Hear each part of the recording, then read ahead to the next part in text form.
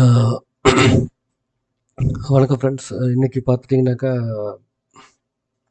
அது போன வீடியோஸில பார்த்த மாரி அதோட பார்ட் 2 தான் இது. அ இந்த வீடியோஸ் ஸ்ட்ராட்டஜி என்னன்னா, 12 அமேசிங் ஸ்ட்ராட்டஜிஸ் ஆஃப் சாணக்யா சாணக்யாவோட 12 அமேசிங் ஸ்ட்ராட்டஜி அப்படின்றது பார்ட் 2 வீடியோ. இது ஹிந்தியில இருக்கு. ஸோ நம்ம இத வந்துட்டு ரியாக்ஷன் பண்ணலாம். அ இதில ஹிந்தியில இருக்கிறதுனால இதில இம்பார்ட்டன்டான விஷயங்கள் வந்துட்டு நான் என்ன செய்றேன்னா, உங்களுக்கு நீங்க என்ன பண்ணுங்க, ஃபுல்லா இந்த வீடியோஸ வந்துட்டு என் கூடயே பாருங்க. ஸோ இதில வந்துட்டு டீட்டெயில்ஸ் இதில சொல்லியிருக்கிற இம்பார்ட்டன்ட் ஸ்ட்ராட்டஜிஸ்லாம் உங்களுக்கு புரிஞ்சுதுன்னா, ஓகே. Well and good. அப்படி இல்லைன்னா கவலைப்படாதீங்க. ஒண்ணும் பிரச்சனை இல்ல. நான் உங்களுக்கு வீடியோஸ் எண்டுல பார்த்துட்டீங்கன்னா, உங்களுக்கு ஸ்க்ரீன்ஷாட்டோட நான் இதுக்கு முன்னாடி வீடியோஸ்லாம் வந்துட்டு ஜஸ்ட் நான் வந்துட்டு எக்ஸ்ப்ளைன் தான் பண்ணியிருந்தேன் தமிழ்ல. ஸோ நான் இப்ப என்ன பண்ண போறேன்னாக்கா, அந்த வீடியோஸோட இம்பார்ட்டன்ட் பாயிண்ட்லாம் ஸ்க்ரீன்ஷாட் எடுத்து அத தமிழ்ல கன்வெர்ட் பண்ணி உங்களுக்கு டீட்டெயில்டா எக்ஸ்ப்ளைன் பண்ணுவேன். ஸோ இந்த வீடியோஸோட அ ரூட் என்னவோ, இந்த வீடியோஸ்ல என்ன சொல்ல வர்றாங்களோ, அது வந்துட்டு எந்தவித ஆ இதுவும் இல்லாம, எந்தவித கம்மியும் இல்லாம உங்களுக்கு வந்துட்டு ஃபுல் அண்ட் ஃபுல்லா டெலிவரி ஆவறதுக்கு இது ஒரு இம்பார்ட்டன்டான விஷயம்னு நான் நெனைக்கிறேன். ஸோ வாங்க நம்ம வந்துட்டு வீடியோக்குள்ள போலாம். இத வந்துட்டு சேர்ந்து பார்க்கலாம் வாங்க. मैं विवेक बिंद्रा, मोटिवेशन स्पीकर और बिजनेस कोच आचार्य चाणक्य पंडित का ये दूसरा वीडियो पार्ट 2 आपकी रिक्वेस्ट पे। पिछले वीडियो के अंदर आपने चाणक्य की एक्विजिशन स्ट्रैटेजीज को समझा, कैसे उन्होंने सिकंदर को अपने देश में भारत में घुसने नहीं दिया, सिंध नदी पार नहीं करने दिया, जो जीता वही सिकंदर नहीं, जो जीता वही चंद्रगुप्त मौर्य। और आपने एक्विजिशन में देखा 7 स्ट्रैटेजीज इन दोनों ने मिलकर के इंप्लीमेंट करी, जिसके द्वारा उन्होंने मगध को जीत लिया। मगध उस समय सबसे बड़ा साम्राज्य था नंदा डायनेस्टी का। लेकिन अब बात करेंगे रिटेंशन और एक्सपेंशन की। ध्यान दीजिए, पार्ट 1 था एक्विजिशन, पार्ट 2 है रिटेंशन, मतलब अभी जो है उसको संभाला, एक्सपेंशन मतलब बलूचिस्तान, कांधार, गांधार, आप अफगान, और उसके बाद वहां से तुर्कमेनिस्तान तक जाकर के उन्होंने भारत को बढ़ाया, एक छत्र अखंड राज चंद्रगुप्त मौर्य डायनेस्टी का एस्टैब्लिश किया। इसको कैसे एक्सपैंड किया? 20 साल पहले, अब 20 साल बाद की बात करूंगा, 20 साल पहले जब इन्होंने सिकंदर को खदेड़ दिया था, सिकंदर की मृत्यु के बाद सेल्यूकस जो पहले प्रधानमंत्री था वो राजा हो चुका था। उसने ईरान, मिस्र और पूरे अरब जगत को रौंद डाला था। लड़ते हुए जीतते हुए 20 साल के बाद उसने सोचा अब मैं अफगान आकर के काबुल, कांधार को पूरी तरह कंट्रोल करता हूं, ताकतवर हो चुका हूं। 20 साल पहले हम लोग आए थे यहां पे, वापस लौट गए थे थक के, हार के, लेकिन अब तो भारत को ऐसे लूट लूंगा, खत्म कर दूंगा। धन की कमी थी उसके पास, सोचा क्यों ना भारत पे फिर अटैक किया जाए और भारत को रौंद दे, लेकिन जानता नहीं था अब वो भारत नहीं रहा। ये विभाजित विभाजित टुकड़ों में, ये विभाजित टुकड़ों में बटा हुआ भारत नहीं था। अब तो चंद्रगुप्त मौर्य नाम का शेर यहां रहता था, जो एक छत्र अखंड भारत को लीड करता था। सेल्यूकस ने 3 लाख की पैदल सेना, हाथी घोड़े लेके भारत पे धावा बोल दिया, लेकिन चंद्रगुप्त के पास चाणक्य थे। चाणक्य की गाइडेंस में युद्ध शास्त्र में एक्सपर्ट हुए लोग जो इतने अलर्ट और ताकतवर थे, अब शराब के नशे में नहीं थे नंदास की तरह, अब उन्होंने ऐसा खदेड़ा इनको, ऐसा खदेड़ा और इतना हेवी अटैक किया वापस, ये थकी हुई सेना उनके सामने बहुत तेजी से हारने लगी। इतना कत्लेआम हुआ, इन्होंने बर्बाद कर दिया। वहीं सेल्यूकस समझ गया अब सरेंडर करना ठीक है, नहीं तो जिंदा बचना संभव नहीं रहेगा। चाणक्य भी यही चाहते थे कि सेल्यूकस सरेंडर कर दे। सेल्यूकस सरेंडर किया तो चाणक्य ने कहा अब 2 नियम हैं, 2 शर्तों पे तुम्हें छोड़ा जाएगा। पहला क्या? कांधार, गांधार, बलूचिस्तान, तुर्कमेनिस्तान तक जितना भी अफगान का राज तुमने किया है वो सब अब मौर्य डायनेस्टी में आ जाएगा। वो मान गया। और दूसरा, तुम्हारी पुत्री हेलेन का विवाह चंद्रगुप्त मौर्य के साथ होगा और तुम्हारी पुत्री से उत्पन्न संतान उत्तराधिकारी नहीं बन सकेगी। ध्यान दीजिएगा, इन्होंने क्या बोला? क्योंकि तुम विदेशी मूल के हो और विदेशी नागरिक होने के कारण तुम्हारी भारत के प्रति वो निष्ठा नहीं हो सकती, तो हेलन का विवाह तो होगा लेकिन पुत्र उत्तराधिकारी नहीं बन सकेगा। और ये 2 शर्तें जब रखी तो चंद्रगुप्त मौर्य वापस आए और आचार्य से पूछे, आचार्य क्या कारण है कि मैं क्यों हेलन से विवाह करूं? ये हेलन से विवाह करके हमारा क्या फायदा होने वाला है? तभी चाणक्य पंडित ने कहा, ये लेसन सुनिएगा जरा ध्यान से, कहा कि समस्या को खत्म नहीं करना, जड़ से खत्म करना है। चंद्रगुप्त सोचने लगे जड़ से कैसे खत्म होगी? तो आचार्य चाणक्य चंद्रगुप्त को लेके अपने साथ में बाहर जंगल में चले गए और वहां पे कांटों के पौधे के ऊपर से चलने को बोला।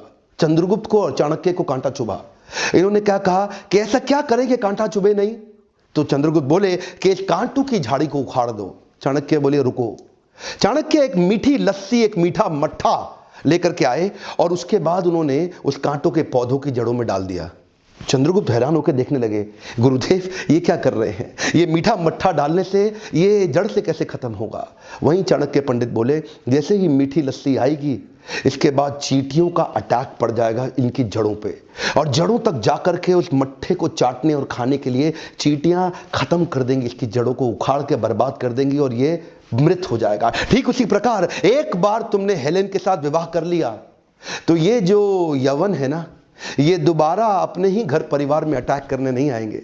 ये जो बार बार 20-20 साल बाद आते हैं सिकंदर की संतानें, ये दोबारा नहीं आएंगी, इसलिए तुम उसकी पुत्री से विवाह कर लो, समस्या जड़ से समाप्त हो जाएगी। चाणक्य पंडित बहुत दूरदृष्टि रखते थे। इसको बोलते हैं एक विजनरी लीडर, जो कि बिहेवियर्स को समझते हैं और उनको प्रेडिक्ट करते हैं, और यही कारण है अच्छा मेंटर हो आपको दुनिया में कोई हरा नहीं सकता। और इसके बाद मैं आपको 12 विजनरी मैनेजमेंट स्ट्रैटेजीज देता हूं, एक एक करके ध्यान से सुनते जाइए। 12 वो स्ट्रैटेजीज जिनसे चाणक्य ने मेंटेन भी किया उस एक छत्र साम्राज्य को, और उसके बाद एक्सपेंशन और किया।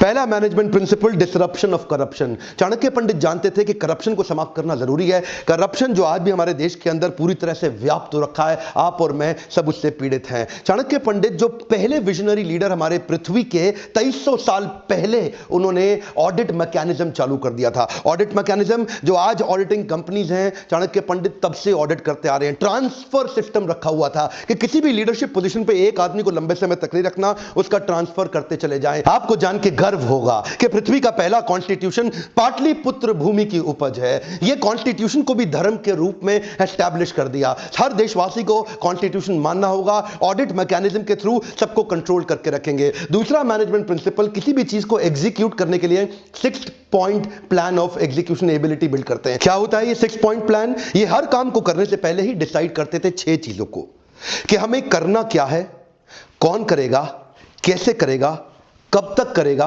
किसकी मदद से करेगा, और इस काम को चेक कौन करेगा। ये 6 चीजों को कंट्रोल करते हैं। मेरा पिछला एक वीडियो TRA TRS, वो मैंने चाणक्य पंडित से लेके बताया था आपको। TRA TRS का वीडियो अगर आपने नहीं देखा तो देखिएगा, मैं डिस्क्रिप्शन में लिंक भी दे दूंगा। अच्छा, तीसरा पॉइंट, ये कहते हैं कि सांप को दूध पिलाने से विष ही बढ़ता है।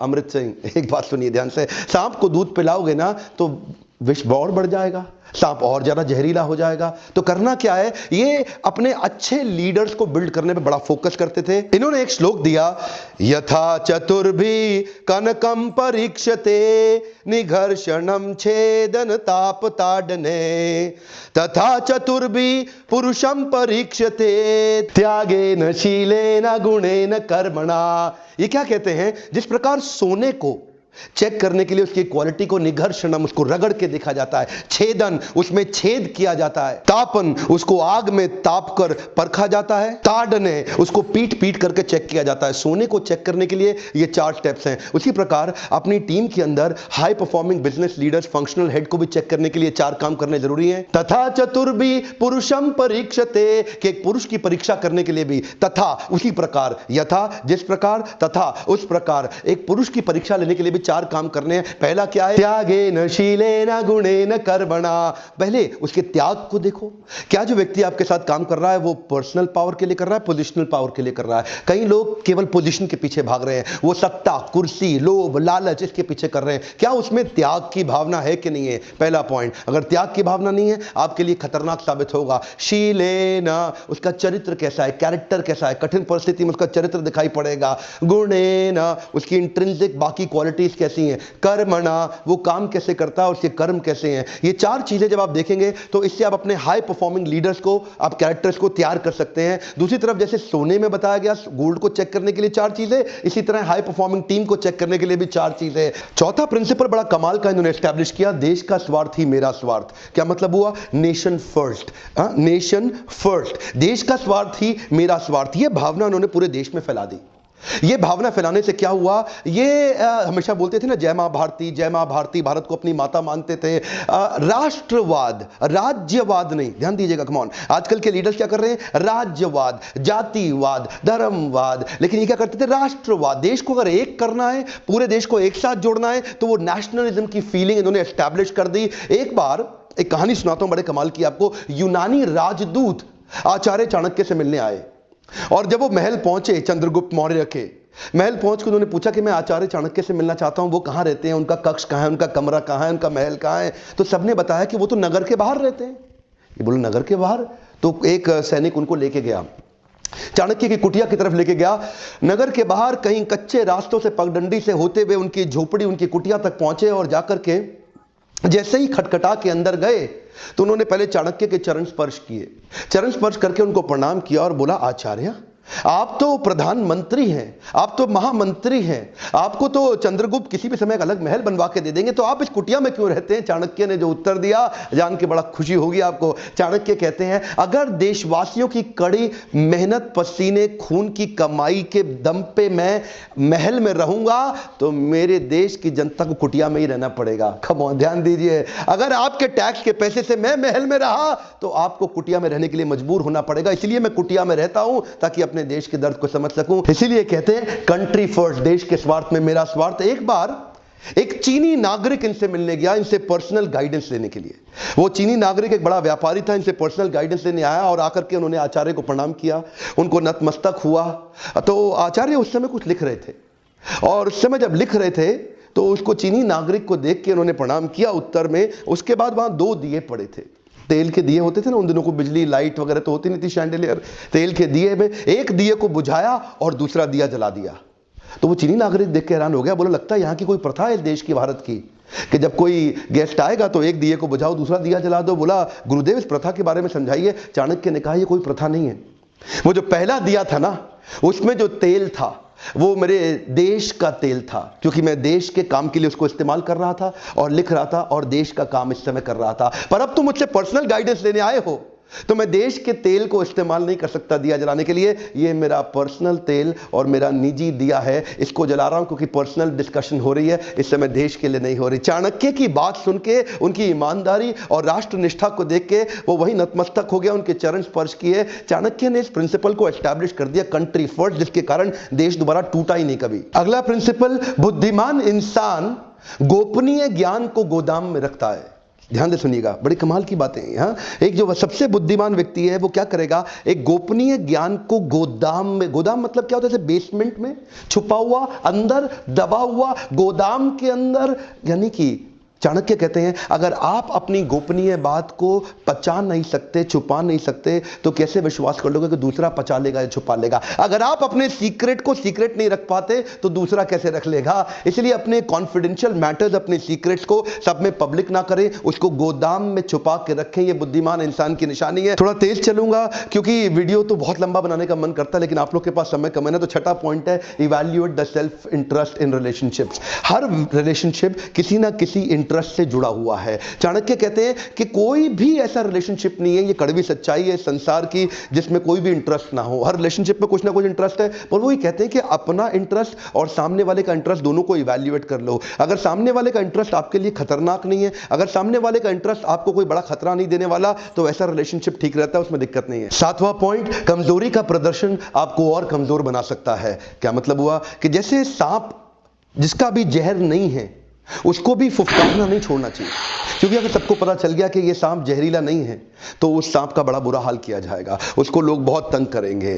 जब कृष्ण भी गीता सुना रहे थे और देखा कि अर्जुन अभी थोड़ा उबासी ले रहा है बीच में, अच्छा चल रहा है गीता, तभी कृष्ण ने विराट रूप दिखाया। जैसे ही कृष्ण ने विराट रूप दिखाया, अर्जुन क्या बोला, ओह सॉरी सॉरी भगवान, सब समझ आ गया, सॉरी सॉरी, वापस आ जाओ। तो कभी ज्यादा अपनी कमजोरी के बारे में पता ना लगने दो, नहीं तो लोग आपकी कमजोरी का फायदा उठाएंगे, आपको कंट्रोल कर लेंगे। आपको डसने का जरूरत नहीं है, लेकिन फन दिखा सकते हैं। अगला पॉइंट है कि मछुआरा भी कुछ पाने के लिए पहले जल में उतरता है। इसका मतलब क्या है, रिस्क लेना जरूरी है। The biggest risk that you can take in your life is by not taking any risk at all। 9th point है, मूर्ख लोगों से विवाद ना करें। मूर्ख व्यक्ति से हमेशा दूर रहना ठीक है, क्योंकि जो मूर्ख लोग होते हैं ना, वो पहला आपका समय बर्बाद करेंगे, दूसरा अपने बुद्धि के स्तर के नीचे आपको बराबर लाएंगे, और उसके बाद तीसरा आपको पीट पीट के आपको तंग करेंगे। और इसलिए अच्छा क्या है, उनसे दूर ही रहो। अगला पॉइंट है, दूध की आवश्यकता पूरी करने के लिए हथनी पालने की जरूरत नहीं है। अगर आपको दूध चाहिए तो हथनी ना पालें। हाथी जो है ना, एक एक्सपेंडिचर का सूचक है, यानी कि जब भी कुछ एक्सपेंशन एक्सपेंशन कर रहे हो किसी ज़रूरत के लिए, अननेसेसरी बड़े बड़े एक्सपेंडिचर करने की जगह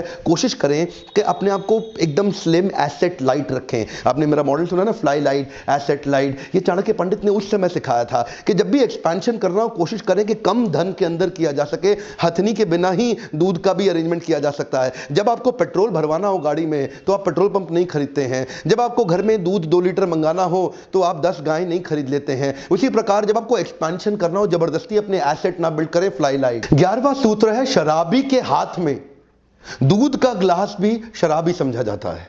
क्या मतलब हुआ?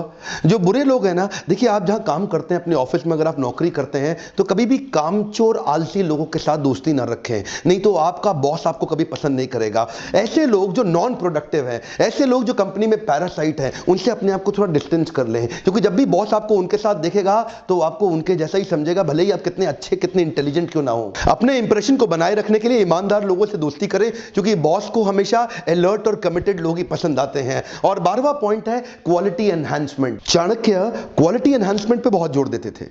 जिस प्रकार एक लकड़ी में दीमक लगी हुई लकड़ी जल्दी नष्ट हो जाती है, ठीक उसी प्रकार किसी राज्य का शासक अगर अशिक्षित है तो वो राज्य का कल्याण कभी नहीं कर सकता।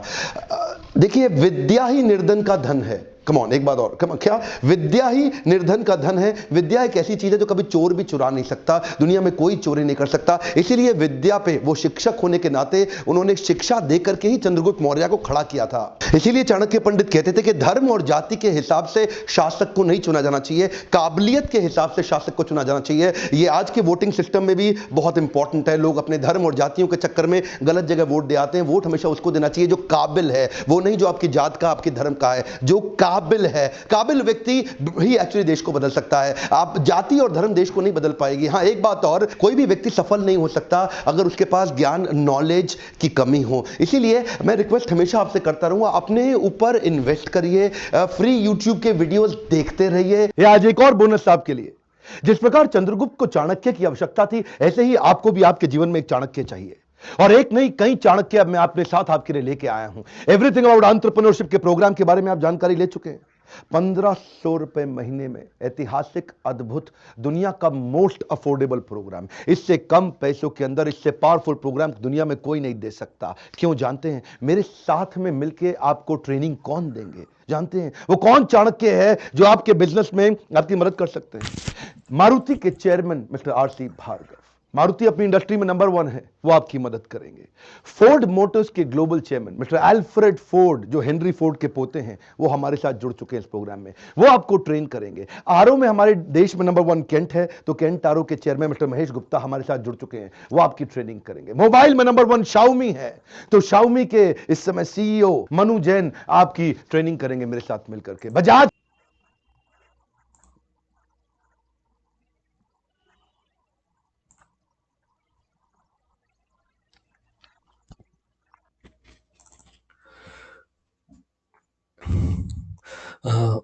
ஓகே. நீங்க பார்த்து என்ஜாய் பண்ணியிருப்பீங்கன்னு நெனைக்கிறேன். ஸோ இதுதான் இதோட ஒரிஜினல் வீடியோஸ். அந்த வீடியோஸ்ல நெறைய விஷயங்கள 12 இம்பார்ட்டன்டான விஷயங்கள வந்துட்டு உங்களுக்கு ஹிந்தியில எக்ஸ்ப்ளைன் பண்ணியிருப்பாங்க. இடையில உங்களுக்கு இங்கிலீஷ் வேர்டும் வந்துட்டு இருக்கும். ஓரளவு புரிஞ்சிருக்கும்னு நெனைக்கிறேன். ஸோ புரியலன்னா ஒண்ணும் ப்ராப்ளம் இல்ல. நான் அதோட இம்பார்ட்டன்டான மேட்டர்ஸ்லாம் வந்துட்டு நான் ஸ்க்ரீன்ஷாட் எடுத்து அதில வந்துட்டு நான் இங்கிலீஷ்ல கன்வெர்ட் பண்ணி உங்களுக்கு தமிழ்ல நான் உங்களுக்கு சொல்றேன். ஸோ என்ன விஷயம் அப்டின்னா, இந்த வீடியோல என்ன சொல்ல வர்றாங்களோ, எந்த ஒரு விஷயமும் உங்களுக்கு வந்துட்டு புரியாம இருக்கக்கூடாது. ஸோ எல்லாமே வந்துட்டு அப்படியே உங்களுக்கு வந்துட்டு சேம் டூ சேம் அந்த மேட்டர் வந்துட்டு உங்களுக்கு புரியணும். ஸோ அதனால தான் நான் இந்த மாரி ஒரு டெக்னிக்க யூஸ் பண்றேன். ஸோ வாங்க பார்க்கலாம் வந்துட்டு. இதுல என்னன்னா ஃபர்ஸ்ட் என்ன சொல்றாங்க அப்படின்னாக்கா, ஃபர்ஸ்ட்டு பார்ட் 1ல வந்துட்டு அவங்க வந்து அக்யூசியேஷன் எப்படி பண்ணாங்க, அந்த மாரி விஷயத்தெல்லாம் சொன்னாங்க. ஸோ இப்போ வந்து எக்ஸ்பான்ஷன் எப்படி பண்ணாங்க, அத எப்படி வந்துட்டு அட்மினிஸ்ட்ரேஷன் பண்ணாங்க அப்படின்ற ஒரு விஷயத்த இந்த பார்ட் 2ல வந்துட்டு சொல்றாங்க.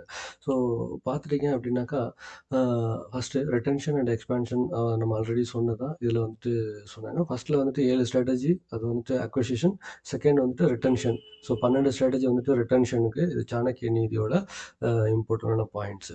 ஸோ பார்த்துட்டிங்கனாக்கா, சாணக்கிய நீதி வந்துட்டு ஃபுல்லா எக்ஸ்பேன்ஷன் பண்ணாரு. எப்படின்னாக்கா, எங்கெங்கன்னு பார்த்துட்டிங்கன்னா, துர்க்மெனிஸ்தான், ஆப்கானிஸ்தான், கந்தஹார், பலூச்சிஸ்தான், காந்தாரா அப்படின்னு இந்தியா மட்டும் இல்லாம நெய்பர்ஹுட் பிளேஸஸையும் வந்துட்டு இவரு வந்துட்டு அக்வயர் பண்ணி வச்சிருந்தாரு. ஸோ எக்ஸ்பேண்ட் பண்ணியிருந்தாரு. ஸோ அப்பதான் வந்துட்டு ஒரு ஃபர்ஸ்ட்டு பார்த்துட்டிங்கன்னா, சிக்கந்தரா அப்படின்ற பார்ட் 1ல வந்துட்டு நீங்க பார்த்துருப்பீங்க. ஸோ அவரு வந்துட்டு நம்ம போரிட்டு இருக்கிறதுக்காண்டி வருவாரு. அப்பதான் வந்துட்டு சாணக்கியாவும், குப்தாவும் சந்திரகுப்தாவும் சேர்ந்து இவர வந்துட்டு தோற்கடிச்சு விரட்டியிருப்பாங்க. ஸோ அப்ப அதுக்கப்புறம் அவர் இறந்திருப்பாரு வந்துட்டு. சிக்கந்தரா இறந்ததுக்கப்புறம் அவரோட பிரைம் மினிஸ்டரா இருந்தது தான் செலிஸ்கஸ். ஸோ இவரு பார்த்துட்டீங்கன்னாக்கா, இரா யா அ எகிப்த் அப்புறம் வந்துட்டு ஈரான். ஸோ இந்த கண்ட்ரிலாம் வந்துட்டு எக்ஸ்பேண்ட் பண்ணியிருப்பாரு வந்துட்டு. இன்வைட் பண்ணி எக்ஸ்பேண்ட் பண்ணியிருப்பாரு. எக்ஸ்பேண்ட் பண்ணதுக்கப்புறம் வந்துட்டு, சரி ஏன் நம்ம வந்துட்டு இதுக்கு முன்னாடி போய் சிக்கந்தராவோட சேர்ந்து ஃபர்ஸ்ட்டு நம்ம தோத்து போயிட்டு வந்திருப்போம். ஸோ நம்ம வந்துட்டு சோனக்கிய சிடியா அப்படின்னு சொல்லுவாங்க. இந்தியாவ நம்ம திருப்பி நம்ம வந்துட்டு இத அக்வயர் பண்ணணும். அங்க உள்ள வந்துட்டு வளத்தெல்லாம் நம்ம திருடி எடுத்துட்டு வரணும் அப்படின்ற மாரி ஒரு எண்ணத்தோட இவரு திங்க் பண்றாரு செலிஸ்கஸ். ஸோ செலிஸ்கஸ் திங்க் பண்ணிட்டு இருக்கும்போது இது ஃபர்ஸ்ட்டு இருந்தப்போ அ தனித்தனியா இருந்துச்சு. நம்ம இந்தியா தேசம் வந்துட்டு தனித்தனியான ஒரு பிரின்ஸோட இருந்துச்சு. இப்போ என்னன்னாக்கா, ஒரு மகாவீரரான ஒரு ஒரு புத்திமான் வீரரான சந்திரகுப்தா, சாணக்யா அவங்க 2 பேரோட அட்மினிஸ்ட்ரேஷன்ல இருக்கிறத இவரு மறந்துட்டாரு. ஸோ இவரு அந்த பழைய அ பா இந்தியாவா நெனச்சு வந்துட்டு போரிடுறதுக்காண்டி வர்றாரு. ஸோ வந்துட்டு இருக்கும்போது சிலிஸ்கஸ் வந்துட்டு இந்தியாவ வந்து அட்டாக் பண்றாரு. அட்டாக் பண்ணோனே பார்த்துட்டீங்கன்னாக்கா, எந்தவித கேப்பும் இல்லாம, எந்தவித ஸ்லோவான ஒரு அட்டாக் இல்லாம ரொம்ப ஸ்பீடா வந்துட்டு சந்திரகுப்தா வந்துட்டு செலிஸ்கஸோட இப்போ படைய வந்துட்டு தோற்கடிக்கிறாங்க. அங்க எல்லாரும் வந்து இறந்து போயிடுறாங்க அந்த அவங்க படையில. ஸோ ஃபைனலா வந்துட்டு செலிஸ்கஸ் வந்துட்டு சரண்டர் ஆவறதுக்கு சொல்றாரு. ஸோ செலிஸ்கஸ் சரண்டர் ஆவறதுக்கு சொல்லும்போது, அப்போ வந்து சாணக்கியா என்ன சொல்றாரு அப்படின்னாக்கா, "நீ வந்துட்டு ஒரு 3 விஷயத்த நீ செய்யணும்.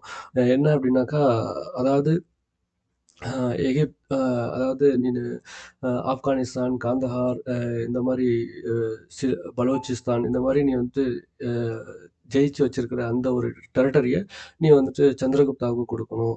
அப்படின்னு சொல்றாரு. இன்னொரு கண்டிஷன் என்ன சொல்றாரு அப்படின்னாக்கா, "உன்னோட மகளான ஹெலன் அப்படின்ற ஒரு மகள் இருக்காங்களாம். அந்த மகள வந்துட்டு நீ வந்து சந்திரகுப்தாவுக்கு கல்யாணம் பண்ணி குடுக்கணும்." அப்படின்னு சொல்றாரு. ஸோ அதுக்கும் வந்துட்டு சம்மதிக்கிறாரு. 3வது வந்துட்டு என்ன கண்டிஷன் போடுறாருன்னா, "உன்னோட மகள் மூலியமா பொறக்கிற குழந்தை வந்துட்டு, அ இந்த நாட்ட ஆள்றதுக்கு பர்மிஷன் கிடையாது." அப்படின்ற ஒரு விஷயத்தையும் இவரு வந்துட்டு பாயிண்ட் எடுத்து வைக்கிறாரு. ஸோ அதுக்கும் வந்துட்டு ஃபைனலா ஓகே சொல்றாரு சிலிஸ்கஸ். ஸோ அப்பதான் வந்துட்டு சந்திரகுப்தாவுக்கு ஒரு டவுட் வருது. ஸோ நான் ஏன் வந்துட்டு ஹெலன கல்யாணம் பண்ணிக்கணும் அப்படின்னு சொல்லிட்டு தனியா கூப்பிட்டு போய் சாணக்கியாட்ட கேட்கிறாரு. ஸோ அப்பதான் வந்துட்டு நம்ம வந்துட்டு ப்ராப்ளத்த சால்வ் பண்ணக்கூடாது. அந்த ப்ராப்ளத்த அடியோட அழிக்கணும். ஸோ திரும்பி நம்ம வரக்கூடாது அப்படின்னு சொல்றாரு. ஸோ இவருக்கு ஒண்ணுமே புரியல. அப்பதான் வந்துட்டு வெளியில அழைச்சிட்டு போயிட்டு ஒரு பெரிய முள் செடி இருந்துச்சு. ஸோ இந்த முள் செடியில கால வைக்க சொல்றாரு. ஸோ கால வச்சோனே இது குத்தி ரத்தம் வருது. ஸோ அப்பதான் கேட்குறாரு, சரி இத நம்ம வந்துட்டு இத வேரோட அழிக்கணும்னா என்ன செய்யணும் அப்படின்னு சொல்லும்போது, அவரு என்ன சொல்றாரு, அ சந்திரகுப்தர் வந்துட்டு இத வந்துட்டு புடுங்கி எறிஞ்சிட்டு வேரோட புடுங்கிட்டோம்னா, அ இது வந்து அழிஞ்சு போயிடும் அப்படின்ற மாரி சொல்றாரு. ஸோ இதுக்கு வந்துட்டு இவரு இன்னொரு டெக்னிக் வந்துட்டு சாணக்யா சொல்றாரு. அப்பதான் வந்துட்டு ஒரு ஒரு மண் பானையில வந்துட்டு நல்லா இனிப்பான வந்துட்டு தயிர எடுத்துட்டு வந்து அந்த வேருக்கு சைட்ல எல்லாம் வந்துட்டு ஊத்துறாரு. ஸோ ஊத்துனோனே கொஞ்ச நேரம் கழிச்சு பார்த்தீங்கன்னாக்கா, நெறைய எறும்புகள்லாம் வருது. எறும்புகள்லாம் வந்துட்டு அது அடி மண் உள்ற போயிட்டு அதோட வேர நல்லா சாப்பிட்டு ஃபுல்லா அழிச்சிருது. ஸோ இப்படிதான் வந்துட்டு இந்த ப்ராப்ளத்த நம்ம அழிக்கணும். நம்ம வந்துட்டு ப்ராப்ளத்த சால்வே பண்ணக்கூடாது அப்படின்னு சொல்றாரு. ஸோ இவரோட 12 பாலிசிஸ் என்ன அப்படின்றது ஸ்ட்ராட்டஜிஸ வந்துட்டு இதில எக்ஸ்பிளைன் பண்றாங்க. ஸோ ஃபர்ஸ்ட்டு பார்த்தீங்கன்னாக்கா, disruption of corruption. So corruption அப்படின்ற ஒரு விஷயம் வந்துட்டு நம்ம நாட்ட வந்து அழிச்சிரும். ஸோ அதனால கரப்ஷன் இல்லாத ஒரு விஷயத்த நம்ம கிரியேட் பண்ணணும். அதில வந்துட்டு இவர் ஆடிட் மெக்கானிசம் வந்து கொண்டு வந்தாரு. ட்ரான்ஸ்ஃபர் ஆஃப் சிஸ்டம் வந்து கொண்டு வந்தாரு. ஸோ ஆடிட் மெக்கானிசம்னா என்னன்னா, நம்ம வந்துட்டு எவ்வளோ பணத்த வந்துட்டு ஒதுக்குறோமோ, அந்த ஒரு விஷயம் கரெக்ட்டான இடத்துல வந்துட்டு யுட்டிலைஸ் ஆயிருக்கா இல்லையா? யாரும் வந்துட்டு தப்பான ஒரு விஷயத்துல யுட்டிலைஸ் பண்றாங்களா? அப்படின்றத வந்துட்டு பார்க்குறது தான் ஆடிட் மெக்கானிசம். ஸோ அதையும் வந்துட்டு இவரு கொண்டு வந்தாரு சாணக்யா. அதுக்கப்புறம் வந்துட்டு ஒரே ஆள் வந்துட்டு ஒரே பவர்ல, ஒரே பொசிஷன்ல இருந்தாக்கா, ஒரே இடத்துல இருந்தாக்கா நெறைய ப்ராப்ளம் வந்துட்டு கரப்ஷன் வர்றதுக்கு வாய்ப்பு இருக்கு. ஸோ அதனால ட்ரான்ஸ்ஃபர் அப்படின்ற ஒரு விஷயத்த சாணக்யா தான் வந்து கொண்டு வந்ததா சொல்றாங்க. அதுக்கப்புறம் நம்ம பாட்டலிபுத்திரத்தில வந்துட்டு ஃபர்ஸ்ட்டு கான்ஸ்டிடியூஷனான ஒரு இடத்தையும் வந்துட்டு இம்ப்ளிமெண்ட் பண்றாரு. ஸோ அங்க தான் வந்துட்டு கான்ஸ்டிடியூஷன் அப்படின்ற ஒரு பேஸ் பாயிண்ட்ட வந்து கிரியேட் பண்ணி அங்க வந்து அமல்படுத்துறாரு. ஸோ நெக்ஸ்ட்டு பார்த்தீங்கன்னா, 6 பாயிண்ட் பிளான் ஆஃப் எக்ஸிகியூஷன் அப்படின்னு சொல்றாங்க.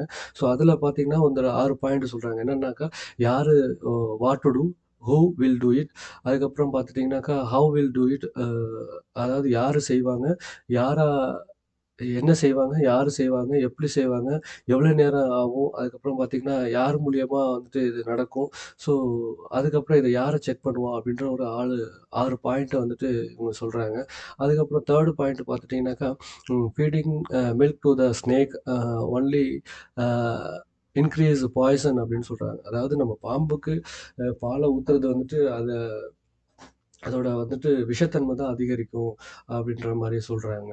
ஸோ இதில என்னன்னாக்கா, அதனால வந்துட்டு இவரு அந்த ஒரு விஷயத்த அப் ஒபே பண்ணிட்டு என்னன்னா, இவரு வந்துட்டு என்ன பிளான் பண்ணியிருக்காருன்னா, அரசர்கள வலிமை வாய்ந்த அரசரா வந்துட்டு நம்ம கிரியேட் பண்ணணும் அப்படின்ற மாரி இவரோட தாட்ஸ் இருந்துச்சு. ஸோ இவரு வந்துட்டு ஒரு பாலிசி வச்சிருந்தாரு. சாணக்யா பாலிசின்னு சொல்லுவாங்க. அத வந்துட்டு ஹிந்தில இருக்கு. ஸோ அத எப்படின்னாக்கா, அ 4 பாலிசி என்னன்னாக்கா, ஒரு தங்கத்த வந்துட்டு டெஸ்ட் பண்றதுக்கு 4 பாலிசி. அத வந்துட்டு அ ஃபர்ஸ்ட்டு ஃப்ரிக்ஷன் பண்ணணுமா, அதுக்கப்புறம் அத வந்து கட் பண்ணணுமா, அத வந்துட்டு ஹீட் பண்ணணுமா, அதுக்கப்புறம் வந்துட்டு பார்த்தீங்கன்னாக்கா, அத வந்துட்டு அதாவது அடிச்சு பீட் பண்ணணுமா. ஸோ இது மாரி விஷயங்கள்லாம் பண்ணி தான் ஒரு தங்கத்த வந்துட்டு டெஸ்ட் பண்ணுவாங்களாம். ஸோ அதே மாரி ஒரு மனுஷன எப்படி டெஸ்ட் பண்றது அப்படின்ற ஒரு 4 விஷயம் சொல்றாரு. அவரு எமோஷன்னால ஒரு மனுஷன் எப்படி இருக்கான்? எமோஷன் மூலியமா வந்துட்டு பாதிக்கப்படுறானா? அவனோட கேரக்டர் வந்துட்டு என்ன எதிர்பார்க்குது? அவனோட கேரக்டர் வந்து ப்ராப்பர்ட்டி எதிர்பார்க்குதா? சொத்த எதிர்பார்க்குதா? அப்படின்ற வந்து ஒரு 4 விஷயத்த வந்துட்டு ஒரு மனுஷன வந்துட்டு செக் பண்றதுக்காண்டி இவரு வந்து சொல்றாரு. 4வது ஸ்ட்ராட்டஜி என்னன்னாக்கா, the interest of country is my first அப்படின்றது. இவர் வந்துட்டு ஒரு இன்ட்ரெஸ்ட் கண்ட்ரியோட நேஷன் ஃபர்ஸ்ட் அப்படின்ற ஒரு இன்ட்ரெஸ்ட்ட இவர் வந்து பில்ட் பண்ணதா சொல்றாங்க. ஸோ அதாவது நேஷனலிசம் அப்படின்ற ஒரு விஷயம் வந்துட்டு எல்லா படை வீரர்கள்ட்டயும், மக்கள்ட்டயும் வந்துட்டு இருக்கணும் அப்படின்ற ஒரு விஷயத்த அது வந்துட்டு பண்ணதாம். அப்புறம் 4வது பார்த்துட்டீங்கன்னாக்கா, அந்த 4வதுலயே வந்துட்டு நேஷனலிசம் இருக்கணும் மக்கள்ட்ட. அதுக்கப்புறம் ஸ்டேட்டிசம் அப்படின்னா, நான் இந்த ஸ்டேட்டு, நான் தமிழ்நாடு, ஆந்திரா, கேரளா, நான் வந்துட்டு உத்தரப்பிரதேஷ், நான் மத்திய பிரதேஷ் அப்படின்ற ஒரு ஸ்டேட் அப்படின்ற ஒரு விஷயம் இருக்கக்கூடாது. நான் வந்துட்டு என்னோட கேஸ்ட் அது, என்னோட கேஸ்ட் இது அப்படின்ற மாரியும், நான் என்னோட ரிலிஜியன்ஸ் இது அப்படின்ற மாரியும் இருக்கக்கூடாது. நம்ம எல்லாரும் வந்துட்டு அதாவது ஒற்றுமையா இருக்கணும். இந்த நாடு நல்ல வளமாகணும் அப்படின்னாக்கா, நேஷனலிசம் அப்படின்ற ஒரு விஷயத்த இவர் வந்து ப்ரமோட் பண்றாரு. ஸோ அப்பதான் பார்த்துட்டீங்கன்னாக்கா, வெளிநாட்டிலேருந்து, பக்கத்து நாட்டிலேருந்து ஒரு ஃபாரின் மினிஸ்டர்ஸ் வந்துட்டு நம்ம சாணக்யாவ வந்துட்டு மீட் பண்றதுக்காண்டி வர்றாரு. ஸோ வரும்போது அவரு அந்த அந்த ராஜாவோட அரண்மனைக்கு பக்கத்துல உள்ள சோல்ஜர்ட்ட கேட்கும்போது, "உங்களோட பிரைம் மினிஸ்டரோட மஹால் எங்க இருக்கு? உங்க பிரைம் மினிஸ்டரோட பேலஸ் எங்க இருக்கு? சாணக்யாவோட பேலஸ் எங்க இருக்குன்னு?" கேட்கும்போது, அவங்க வந்துட்டு அந்த சாணக்யா வந்துட்டு இங்கேலாம் இருக்க மாட்டாரு. அ அந்த கிராமம் ஓரத்துல ஒரு குடிசை இருக்கும். அந்த குடிசையில தான் இருப்பாரு அப்படின்னு சொல்றாங்க. ஸோ அவர அழைச்சிட்டு போறாங்க. அழைச்சிட்டு போய் கதவ தட்டி பார்த்தாக்கா, அவரு வந்துட்டு இருக்கிறாரு. ஸோ சாணக்யா இருந்தாரு. ஸோ ஃபர்ஸ்ட் எடுத்தோனே அவரோட பாதத்த வந்துட்டு தொட்டு கும்பிட்டுட்டு, "நீங்க வந்துட்டு ஒரு ஒரு நாட்டோட பெரிய நாட்டோட வந்துட்டு பிரைம் மினிஸ்டரா இருக்கீங்க. நீங்க வந்து சாணக்யா அதுக்கு சந்திரகுப்தாட்ட சொன்னாக்கா, உங்களுக்கு பெரிய மஹாலே வந்துட்டு கட்டிக் குடுப்பாரு. நீங்க இருக்கிறதுக்கு நெறைய வசதியா இருக்கும். ஸோ இந்த மாரி ஒரு சின்ன குடிசையில ஏன் இருக்கீங்க?" அப்படின்னு சொல்லி கேட்கும்போது, இவரு அப்பதான் என்ன சொல்றாரு அப்படின்னாக்கா, "நான் வந்துட்டு ஏழை மக்களோட கஷ்டப்பட்டு அவங்களோட ரத்தத்தையும், வேர்வையும் சம்பாரிச்ச ஒரு காசு இன்ட்ரெஸ்ட்ட அதாவது டாக்ஸ வந்துட்டு நான் ஒரு மஹால்ல இருந்தேன்னாக்கா, என்னோட மக்கள் வந்துட்டு குடிசையில இருக்கிறதுக்கு ஏற்படும். அதனால நான் குடிசையில இருந்தேன்னா, என்னோட மக்கள் வந்துட்டு நல்ல பெரிய இடத்துல இருக்கிறாங்க. அவங்களுக்கு நெறைய பணங்கள் வந்துட்டு சரியான முறையில யுட்டிலைஸ் ஆகும். அப்படின்றதுனால தான் நான் இங்க இருக்கேன் அப்படின்னு சொல்லிட்டு, அவர வந்து இன்ஸ்பயர் பண்றாரு. ஸோ அதுக்கப்புறம் கொஞ்ச நாள் கழிச்சு பார்த்துட்டீங்கன்னா, ஒரு சைனீஸ் பிசினஸ் மேன் வந்துட்டு இவர்ட்டேருந்து நெறைய விஷயங்கள கத்துக்கணும் அப்படின்னு சொல்லிட்டு இவரோட குடிசைக்கு வர்றாரு. ஸோ வரும்போது இவரு வணக்கம் சொல்றாரு. வணக்கம் சொன்னோனே இவரு எழுதிட்டு இருக்காரு ஏதோ ஒரு விஷயம். ஸோ எழுதிக்கிட்டு இருந்து கொஞ்ச நேரம் கழிச்சு, அவரு என்ன பண்றாருனாக்கா, அ அதுக்கப்புறம் வணக்கம் சொல்லிட்டு, அந்த ஒரு 2 விளக்குல 1 விளக்க வந்து அணைச்சுட்டு, சாரி அந்த பக்கத்து விளக்குல வந்துட்டு இந்த விளக்க வந்துட்டு ஏத்திட்டு, ஸோ இவரோட ஒரு விளக்க அணைக்கிறாரு. ஸோ உடனே வந்துட்டு அந்த சைனீஸ் அதாவது சிட்டிசனுக்கு வந்துட்டு டவுட் வந்துச்சு. என்ன இது மாரி இந்தியாவுல யாராவது பார்க்க வந்தாக்கா, அ ஒரு விளக்க அணைச்சுட்டு இன்னொரு விளக்க ஏத்துறது பழக்கமா? இது என்ன பழக்கம்? இத வந்துட்டு எனக்கு புரிய வைங்க அப்படின்னு கேட்கும்போது, அவரு சந்திரகுப்தா சொல்றாரு, இது ஒண்ணும் இந்தியாவோட பழக்கம் கிடையாது. ஸோ முதல்ல வந்துட்டு எரிஞ்சுகிட்டு இருந்த எண்ணெய் பார்த்துட்டீங்கன்னா, அது வந்துட்டு கவர்மெண்ட்டோட காசுல வாங்குனது. ஸோ நான் அப்ப வந்துட்டு பார்த்தீங்கன்னா, நான் கவர்மெண்ட் விஷயமா நான் வந்துட்டு எழுதிக்கிட்டு இருந்தேன். கவர்மெண்ட் விஷயமா நான் வந்துட்டு மெனக்கெட்டுட்டு இருந்தேன். ஸோ அதனால அந்த கவர்மெண்ட் எண்ணெயில வந்துட்டு, அ நான் நான் வந்துட்டு யூஸ் பண்ணேன். ஸோ இப்ப பேசுறது வந்துட்டு நம்ம பர்சனல் டிஸ்கஷன் பண்ணிட்டுருக்கோம். அதனால இது வந்துட்டு கவர்மெண்ட்டோட இந்த நாட்டோட எண்ணெயில வந்துட்டு பர்சனல் டிஸ்கஷன் பண்ணாக்கா தப்பு பண்றது தப்பு. அதனால தான் நான் வந்துட்டு என்னோட காசுல வாங்குன எண்ணெயில நான் இப்போ உங்களுக்கு வந்துட்டு எக்ஸ்பிளைன் பண்றேன், பேசிட்டு இருக்கேன் அப்படின்னு சொன்னாரு. ஸோ அதனால ரொம்ப இன்ஸ்பயர் ஆன அந்த சைனீஸ் பிசினஸ் மேன் வந்துட்டு சாணக்கியாவோட பாதத்த வணங்கி போனதா வந்துட்டு சொல்றாங்க. ஸோ அதுக்கப்புறம் 5வது பிரின்சிபல் என்ன அப்படின்னாக்கா, the wise man is showcase of secret knowledge அப்படின்னு சொல்றாங்க. ஸோ என்ன அப்படின்னாக்கா, ஒரு ஒரு மிகச்சிறந்த ஒரு மனுஷன் என்னன்னாக்கா, தன்னோட சீக்ரெட்டான விஷயங்கள நம்ம வந்துட்டு பாதுகாப்பா வச்சிருக்கணும். நம்ம அவ்வளோ சீக்கிரம் வந்துட்டு எக்ஸ்பிளைன் பண்ணக்கூடாது. அடுத்தவங்கள்ட்ட ஷோ பண்ணக்கூடாது அப்படின்றத சொல்றாங்க. ஸோ ஏன்னா, நம்மளே நம்மளோட சீக்ரெட்டான விஷயத்த வச்சுக்கலன்னா, அடுத்தவங்களால எப்படி அ நம்ம வந்துட்டு அடுத்தவங்களோட விஷயங்கள எப்படி நம்ம வந்துட்டு சீக்ரெட்டா வச்சுப்போம். ஸோ அதனால வந்துட்டு எந்த இதெல்லாம் நம்ம முக்கியமான விஷயமோ, அதெல்லாம் கம்பல்சரியா நம்ம சீக்ரெட்டா வச்சுக்கணும் அப்படின்ற ஒரு விஷயத்தை சொல்றாரு. 6வது வந்து evaluate the self interest in relationship. So இதுல வந்துட்டு நம்ம அடுத்தவங்கள்ட்ட நம்ம பேசிட்டு இருக்கும்போது, அடுத்தவங்கள்ட்ட நம்ம உறவு ரிலேஷன்ஷிப்ல இருக்கோம் அப்படின்னாக்கா, நம்மளோட ரிலேஷன்ஷிப் வந்துட்டு அடுத்தவங்களோட ரிலேஷன்ஷிப் வந்துட்டு நம்மளோட பிரச்சனைய உருவாக்குமா? இல்லையா? அப்படின்ற ஒரு விஷயத்த நல்லா கூர்ந்து ஆராய்ஞ்சு பார்க்கணும். ஸோ அப்பதான் வந்துட்டு அ நல்ல ரிலேஷன்ஷிப் நமக்கு வந்துட்டு வரும். ஸோ நம்மளோட அடுத்தவங்களோட ரிலேஷன்ஷிப் நம்ம ஃப்ரெண்டோட ரிலேஷன்ஷிப் நம்மள வந்து பாதிக்கப் போகுது, பெரிய அளவுல பாதிக்கப் போகுது அப்படின்னாக்கா, அந்த ரிலேஷன்ஷிப்ப வந்துட்டு அவாய்ட் பண்ணிடணும் அப்படின்ற மாரி சொல்றாங்க. ஸோ 7வது பார்த்துட்டீங்கன்னா, showing weakness can make you weaker அப்படின்னு. ஸோ இதில என்னன்னாக்கா, நம்ம ஒரு பாம்பு இருக்கு அப்படின்னாக்கா, அ அந்த பாம்பு வந்துட்டு கடிக்கணும் அப்படின்றது அவசியம் இல்ல. ஸோ அது வந்து படம் எடுத்து மத்தவங்கள வந்துட்டு பயமுறுத்துனாலே போதும். அப்படி பயமுறுத்தல அப்படின்னாக்கா, மத்தவங்கலாம் சேர்ந்து அத அடிச்சு சாவடிச்சுருவாங்க. ஸோ அதனால வந்துட்டு நம்மளோட வீக்னஸ அடுத்தவங்களுக்கு தெரியாத அளவுக்கு பார்த்துக்கணும் அப்படின்ற மாரி 7வது ஸ்ட்ராட்டஜில சொல்றாங்க. ஸோ அப்போ வந்துட்டு என்ன ஆகுதுன்னா, கிருஷ்ணர் வந்துட்டு அவரோட இன்னொருத்தர்ட்ட வந்துட்டு பேசிட்டு இருக்கும்போது கொட்டாய் விடுறாரு. ஸோ அப்பதான் கொட்டாய் விட்டு இவர வந்து கிருஷ்ணர அலட்சியப்படுத்தும்போது, இவரோட ஒரு விஸ்வரூபத்த காமிக்கும்போது தான், சரி பரவால்ல நான் வந்துட்டு தப்பு பண்ணிட்டேன். என்னைய மன்னிச்சிடுங்க அப்படின்னு சொல்லிட்டு சொல்றாங்க. ஸோ பாம்பு அப்படின்னாக்க கடிக்கணும் அப்படின்றது ஒரு விஷயம் கிடையாது. ஸோ நம்ம வந்துட்டு நம்மளோட அ நம்மளோட வீக்னஸ வந்துட்டு தெரியாம பயம் இருந்தாலும், ஸோ அதுதான் பெரிய விஷயம் அப்படின்ற மாரி சொல்றாங்க. 8வது பாயிண்ட் என்னன்னா, ஃபிஷர்மேன் ஆல்சோ வாட்டர் ம். First to get something described into அப்படின்னு 8வது ஸ்ட்ராட்டஜி சொல்றாங்க. ஸோ இந்த ஸ்ட்ராட்டஜில என்ன அப்படின்னாக்கா, நம்ம வந்து ரிஸ்க் எடுக்க கத்துக்கணும். ஒவ்வொரு விஷயத்துக்கும் ரிஸ்க் எடுக்கணும். ரிஸ்க் எடுத்தா தான் நம்ம வந்துட்டு வாழ்க்கையில முன்னேற முடியும். ஸோ அதனால ரிஸ்க் எடுக்கிறத நம்ம அவாய்ட் பண்ணவே கூடாது அப்படின்ற மாரி சொல்றாங்க. So the bigger risk that you can take it in your life by is by not taking any risk at all. So இதுதான் வந்துட்டு இதில சொல்லியிருக்காங்க. ஸோ அடுத்தது பார்த்தோன்னா 9வது ஸ்ட்ராட்டஜி என்னன்னா, don't argue with stupid people. So அதாவது அ அதாவது என்ன சொல்றாங்க அப்படின்னாக்கா, மூளை இல்லாத அதாவது ம் மூளை இல்லாதவங்கள்ட்ட நம்ம அதிகமான ரிலேஷன்ஷிப் இருக்கக்கூடாது அப்படின்ற மாரி ஆர்குமென்ட்டோ ரிலேஷன்ஷிப்போ இருக்கக்கூடாது. ஏன் அப்படின்னாக்கா, ஸோ அவங்க ஃபர்ஸ்ட்டு என்ன செய்வாங்கன்னாக்கா, உங்களோட டயத்த வந்து வேஸ்ட் பண்ணுவாங்க. அதுக்கப்புறம் என்ன செய்வாங்கன்னா, அவங்க லெவலுக்கு உங்கள இழுத்துட்டு வருவாங்க. ஸோ அதுக்கப்புறம் உங்கள ரொம்ப ஹராஸ் பண்ணி உங்கள அ பண்றதுக்கு இது வந்துட்டு ரொம்ப இதா இருக்கும். 3 விஷயமா இருக்கும். ஸோ இந்த 3 விஷயமும் நமக்கு நடக்காம இருக்கணும் அப்டின்னாக்கா, நம்ம புத்தி இல்லாதவங்கள்ட்ட ஸ்டூபிட் பீப்பிள்ட்ட நம்ம வந்துட்டு ஆர்க்யூ பண்றதோ, இல்ல நம்ம வந்து ரிலேஷன்ஷிப்ல இருக்கிறதோ கூடாது அப்டின்ற மாரி அவரு சொல்றாரு. ஸோ 10வது அப்டின்னா, no need to keep cow to meet requirement of milk. So என்ன அப்டின்னாக்கா, நமக்கு வந்துட்டு ஒரு சின்ன ஒரு விஷயம் நடக்கணும் அப்டின்னாக்கா, அது வந்துட்டு அந்த ஒரு பெரிய விஷயத்தையே நம்ம வந்துட்டு காசு குடுத்து வாங்கியோ, நம்ம அத வந்துட்டு பராமரிக்கக்கூடாது. ஸோ என்ன அப்டின்னா, elephant a symbol of expenditure அப்டின்னு சொல்றாங்க. ஒரு பெரிய ஒரு எக்ஸ்பான்ஷன் பண்ணணும் அப்டின்னாக்கா எலிஃபண்ட் தேவ. ஸோ சின்ன சின்ன விஷயத்துக்குலாம் நம்ம எலிஃபண்ட் வச்சு அத வந்துட்டு நம்ம பராமரிக்கிறோம் அப்டின்னாக்கா, நமக்கு வந்துட்டு செலவு தான் அதிகமாகும் அப்டின்னு சொல்றாங்க. ஸோ ஒரு பெட்ரோல் நமக்கு ஒரு 1 லிட்டர் பெட்ரோல் வேணும் அப்டின்னாக்கா, நம்ம பெட்ரோல் பம்பையே நம்ம வந்துட்டு வாங்க வேண்டியதில்ல. ஸோ பெட்ரோல் பம்ப நம்ம வச்சுக்க வேண்டியதில்ல. அதே மாரி நமக்கு 1 லிட்டர் பால் வேணும்னா 10 மாட வந்துட்டு பராமரிச்சு அத வந்து பால நம்ம வந்துட்டு உபயோகப்படுத்த தேவையில்ல. ஸோ எக்ஸ்பேன்ஷன் வந்துட்டு பில்ட் பண்ணணும் அப்டின்னாக்கா, நமக்கு பில்ட் அசெட்ட வந்துட்டு நம்ம பண்ண வேண்டியதில்ல அப்டின்ற மாரி சொல்றாங்க. ஸோ 11வது ஸ்ட்ராட்டஜி என்னன்னாக்கா, even glass of milk in hands of drinker in considered alcoholic அப்டி என்ன சொல்றாங்க அப்டின்னா இதுல, ஸோ நீங்க வந்துட்டு அ அதாவது ஒரு ட்ரங்கர் அதாவது அதாவது ஆல்கஹாலிக்கா இருக்கிறவங்கள வந்துட்டு அவங்க கையில வந்துட்டு பால் இருந்தாலும் பால் வச்சு நம்ம குடிச்சிட்டு இருந்தா கூட அத வந்துட்டு அவங்க ஆல்கஹாலிக்கா தான் வந்துட்டு நெனைப்பாங்க.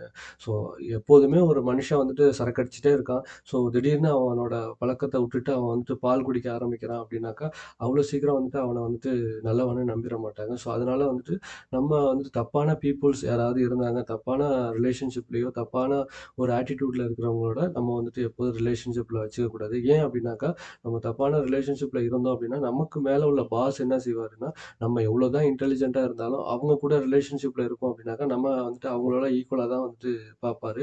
ஸோ நம்ம வந்துட்டு இன்டெலிஜென்ஸா இருக்கிறது முக்கியம் இல்ல. ஸோ அதே சமயத்த இருக்கிறத விட நான் என்னன்னாக்கா, தப்பான பீப்பிள்ஸோட நம்ம ரிலேஷன்ஷிப்ப அவாய்ட் பண்ணிறது தான் வந்துட்டு பெட்டரு. ஸோ அதுக்கப்புறம் 12வது ஸ்ட்ராட்டஜி என்னன்னா, குவாலிட்டி என்ஹான்ஸ்மென்ட்ன்னு சொல்றாங்க. ஸோ இது என்னன்னாக்கா, ஒரு மரக்கட்ட வந்துட்டு ஆ ஆ அதாவது அது அழியுது அப்படின்னாக்கா, அ அ அதே மாரி ஒரு மரக்கட்ட வந்துட்டு மண்ணுல அழியறதுக்கு காரணம் என்னவா இருக்கும்னாக்கா, அது வந்துட்டு அக்கம் பக்கத்துல உள்ள அரிப்புனால, அதாவது புழு பூச்சியோட அரிச்சு அது வந்துட்டு போகுது அப்படின்னு சொல்றாங்க. ஸோ அதே மாரி வந்துட்டு ஒரு அரசர் வந்துட்டு ஒரு நாட்டோட அரசர் வந்துட்டு தப்பான இதுல இருந்தாக்கா, அந்த நாடே வந்துட்டு முன்னேறாம போயிடும் அப்படின்ற மாரி சொல்றாங்க. ஸோ அத 12 லாஸ்ட்டா என்ன சொல்றாங்கன்னாக்கா, நாலேட்ஜ் அப்படின்றது வந்துட்டு ஒரு வெல்த் ஆஃப் புவர். நாலேட்ஜ் அப்படின்றது தான் வந்துட்டு ஒரு ஏழை மக்களோட முக்கியமான ஒரு வெல்த் அப்படின்னு பார்த்துட்டோம்னா, நாலேட்ஜ் அப்படின்றது. ஸோ அதனால என்ன செய்யணும் அப்படின்னாக்கா, நம்மளோட நாலேட்ஜ வந்துட்டு நம்ம வந்துட்டு ஏழையா, பணக்காரனா, நம்ம வந்துட்டு நல்லவனா, கெட்டவனா, நம்ம வந்துட்டு நமக்கு அந்த காஸ்ட் இருக்கா, இந்த காஸ்ட் இருக்கா, நம்மளோட ரிலிஜியன்ஸ் அதுவா, இதுவா அதெல்லாம் முக்கியம் இல்ல. நமக்கு நாலேட்ஜ் அப்படின்ற ஒரு விஷயம் தான் முக்கியம். ஸோ அதனால படிக்கிற அந்த விஷயத்த நம்ம எப்போதுமே நம்ம வந்துட்டு ஸ்டாப் பண்ணக்கூடாது. நம்ம எப்போதுமே வந்துட்டு லேர்ன் பண்ணிக்கிட்டே இருக்கணும். ஒவ்வொரு விஷயத்துலயும் நம்ம வந்துட்டு லேர்ன் பண்ணணும். ஸோ ஒவ்வொரு நாளும், ஒவ்வொரு செகண்டும் நம்ம வந்துட்டு லேர்ன் பண்ணிக்கிட்டே இருக்கணும். ஸோ லேர்ன் பண்றத நம்ம வந்துட்டு விடவே கூடாது.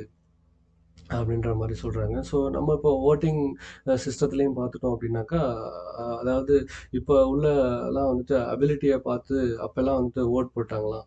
ஸோ அப்போ வந்துட்டு அபிலிட்டி மட்டும் தான் வந்துட்டு ஒரு மனுஷன் வந்துட்டு ஒரு கண்ட்ரிய வந்துட்டு ஒழுங்கா பராமரிக்க முடியும் அப்படின்ற ஒரு அவனுக்கு திறமை இருந்தா மட்டும் தான் அவனுக்கு ஓட்டு போட்டாங்களாம். இப்பல்லாம் வந்துட்டு என்னோட காஸ்ட்டு அதனால வந்துட்டு அவனுக்கு அபிலிட்டி இருக்கோ இல்லையோ, ஸோ அத வந்துட்டு அந்த சரியான வழியில அவன் வந்துட்டு அட்மினிஸ்ட்ரேஷன் பண்றதுக்கு தகுதி இருக்கோ இல்லையோ, என்னோட காஸ்ட்டு அதனால நான் ஓட்டு போடுறேன். என்னோட ரிலிஜியன்ஸ் அதனால நான் ஓட்டு போடுறேன் அப்படின்ற மாரி இப்போ இருக்குது. அப்படின்ற மாரி சொல்றாரு.